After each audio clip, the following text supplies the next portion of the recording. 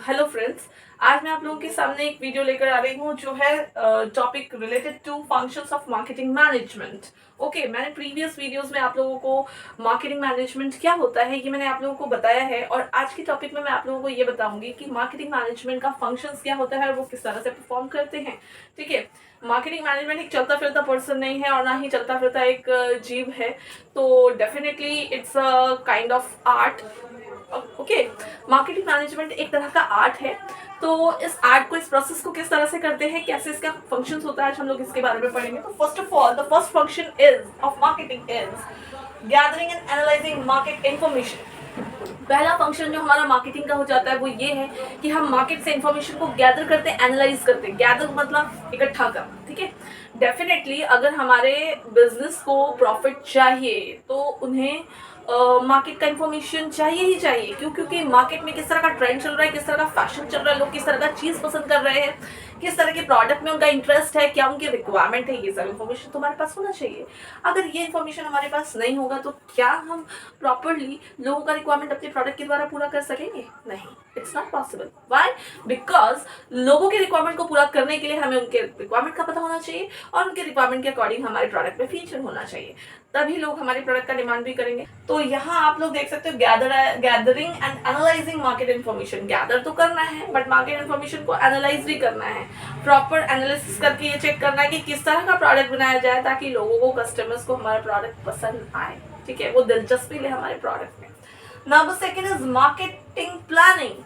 Marketing planning क्या होता है?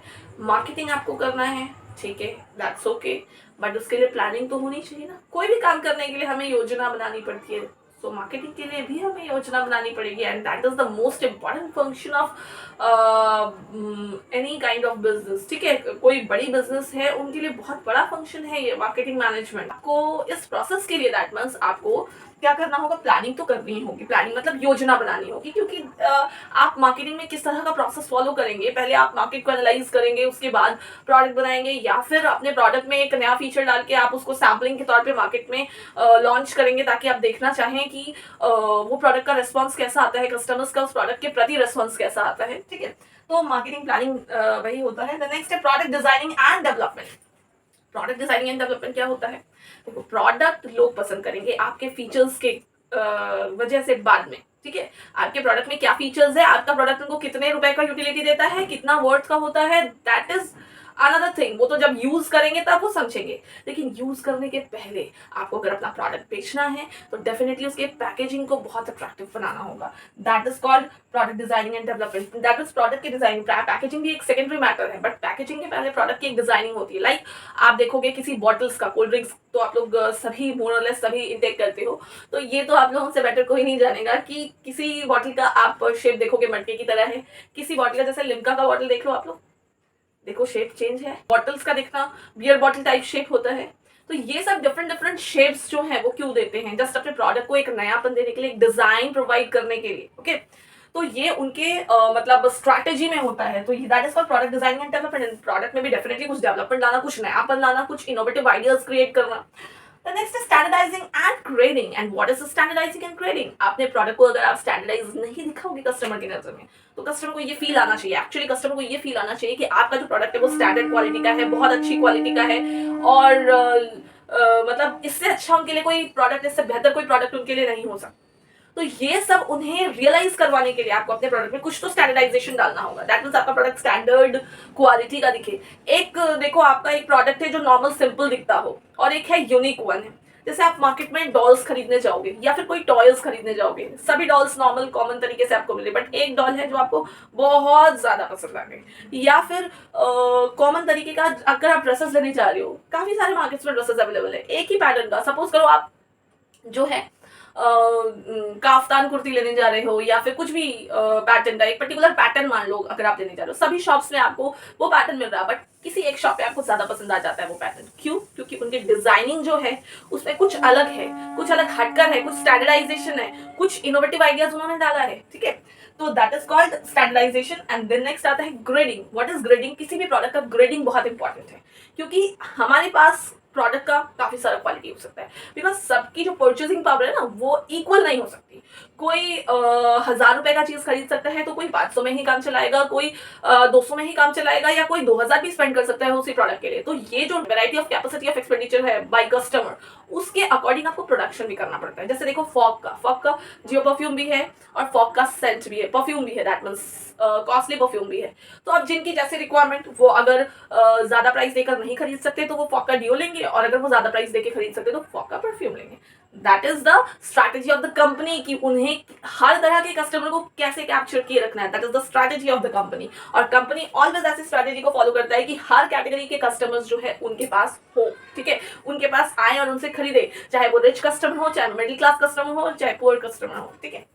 The next step packaging and labelling, and that is very important. देखोगे packages आजकल बहुत अट्रैक्टिव कंपनी क्रिएट करती है, प्रोडक्ट चाहे जैसा भी हो, लेकिन उसका पैकेजिंग जो है वो बहुत ज्यादा मॉडर्न मॉडिफाई होता है और बहुत ज्यादा अट्रैक्टिव होता है। And labelling is also important because labelling में ऑफर्स वगैरह 10% extra, 20% extra, by one get one free, that is kind of labelling. आप लेबलिंग देते हो, या फिर आप उसमें ये बोलते हो कि इसके साथ ये फ्री है, इसके साथ मग फ्री है, इसके साथ बॉटल फ्री है।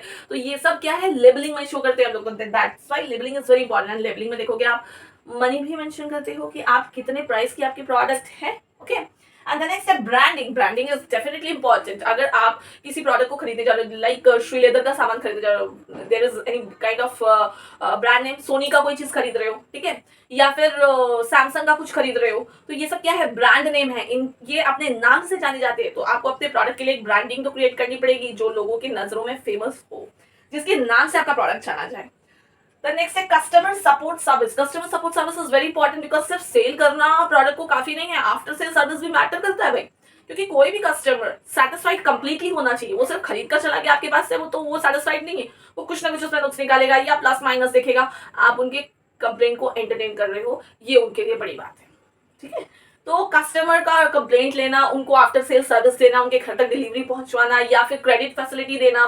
देखोगे ऑनलाइन में काफी ज्यादा, आप अगर रेगुलर प्रीमियम कस्टमर हो तो आपको क्रेडिट फैसिलिटी भी मिलती है। तो ये सब कुछ हम क्यों देते हैं अपने कस्टमर्स को, ताकि वो और भी हमसे परचेसिंग करें और हमारे ऊपर उनका और भरोसा हो जाए। नेक्स्ट है pricing of the product. Definitely product की प्राइसिंग तो बहुत ज्यादा इंपॉर्टेंट है, क्योंकि प्रोडक्ट की प्राइसिंग हमारी ऐसी होनी चाहिए जो कस्टमर्स को ऐसा भी ना लगे कि हम बहुत ज्यादा चार्ज कर रहे हैं, और कस्टमर्स को ऐसा भी ना लगे कि इतना कम प्राइस है, डेफिनेटली चीप क्वालिटी का होगा, ठीक है। कस्टमर्स का दिमाग इस तरह से ही मतलब चलता है, ताकि वो प्राइस के अकॉर्डिंग वो अंदाजा लगाते हैं कि उनका जो प्रोडक्ट खरीदने जा रहे हैं वो किस टाइप का होगा, किस क्वालिटी का होगा एंड किस वैरायटी का होगा। द नेक्स्ट है प्रमोशन। डेफिनेटली आपको अपने प्रोडक्ट के लिए प्रमोशन करना ही होगा। प्रोडक्ट के लिए प्रमोशन का क्या क्यों जरूरत है, आपका प्रोडक्ट लोगों की जानकारी में भी आना चाहिए। आप सब जस्ट प्रोड्यूस कर लिए, बेच दिया, तो क्या वो सेल होगा? अच्छा खासा सेल होगा, बट अच्छा खासा सेल होगा नहीं। तो लोगों के नजर में, नॉलेज में आना चाहिए कि आपका प्रोडक्ट टीवी में इतने एड्स देते हो, क्यों देता है टीवी में एड्स, बिकॉज आपके पास उसकी जानकारी पहुंचे। तो बाय टेलीविजन या फिर पब्लिक होर्डिंग्स के द्वारा, या फिर न्यूज़पेपर्स में, या फिर पर्सनल सेलिंग के द्वारा, पब्लिसिटी के द्वारा, कैसे भी लोगों को जानकारी देना है कि आपका ये प्रोडक्ट है, न्यू लॉन्च हुआ मार्केट में, लोग उसमें क्या क्या अच्छी फीचर्स है, तो लोग उनको ज्यादा से ज्यादा खरीदें। देन नेक्स्ट है प्रमोशन के बाद आता है physical distribution. Distribution is also important. आप चैनल्स ऑफ डिस्ट्रीब्यूशन क्या फॉलो कर रहे हो? अगर बहुत ज्यादा कॉम्प्लिकेटेड चैनल्स ऑफ डिस्ट्रीब्यूशन है तो आपकी सेल्स के लिए भारी पड़ेगा। क्यों? क्योंकि आप फिर ज्यादा से ज्यादा टर्नओवर नहीं कर पाओगे, क्योंकि जब कस्टमर्स ये फील करेंगे कि इनकन्वीनियंट है हमारे तक सामान पहुंचना और कॉम्प्लिकेटेड है, तो फिर वो अवॉइड करेंगे खरीदना, ठीक है। फिर नेक्स्ट है ट्रांसपोर्टेशन। ट्रांसपोर्टेशन मतलब यातायात। डेफिनेटली अगर आप कहीं भी प्रोडक्ट भिजवा रहे हो तो ट्रांसपोर्टेशन की आपको जरूरत है, उसके लिए भी प्लानिंग प्लॉटिंग बहुत जरूरी है, बिकॉज ट्रांसपोर्टेशन कन्वीनियंट होना चाहिए और रेगुलर होना चाहिए, इरेगुलर बिल्कुल भी नहीं होना चाहिए। अदरवाइज कस्टमर को टाइम पे अवेलेबल नहीं भी हो सकता है। नेक्स्ट है storage and warehousing, and that is also very important. कुछ प्रोडक्ट्स ऐसे होते हैं जो कि स्टोर करके रखने की जरूरत है। लाइक आपने विंटर गारमेंट्स प्रोड्यूस कर लिया, हो सकता है कि इस ईयर कंप्लीटली नहीं बिका, तो आपको नेक्स्ट ईयर के लिए उसको स्टोर करके रखना होगा। या फिर गारमेंट्स का बिजनेस है आपका, तो आप विंटर गारमेंट्स भी देते हो, समर गारमेंट्स भी देते हो, तो इन दैट केस क्या है, आपको दोनों वैरायटी के गारमेंट्स को टाइमली स्टोरेज करने की जरूरत है। तो स्टोरेज आप कर रहे हो, और not only this, food items में भी अगर आप देखो तो कोल्ड स्टोरेज में स्टोर करना पड़ता है, चाहे वो पोटैटो हो, चाहे वो अनियन हो, कुछ भी हो, तो उन सबको प्रिजर्वेटिव्स देके प्रॉपर तरीके से हैंडल करना, इन सबका भी कॉस्टिंग आता है, तो उन सबके लिए प्लानिंग के अकॉर्डिंग चलना होगा, अदरवाइज कॉस्ट बहुत ज्यादा बढ़ जाएगा। And that is called what, marketing. Okay, that means ये सारा जो है वो फंक्शन से हमारा मार्केटिंग का, आई थिंक आपको क्लियर हो रहा होगा। And the next topic will be mention in the next video. Okay.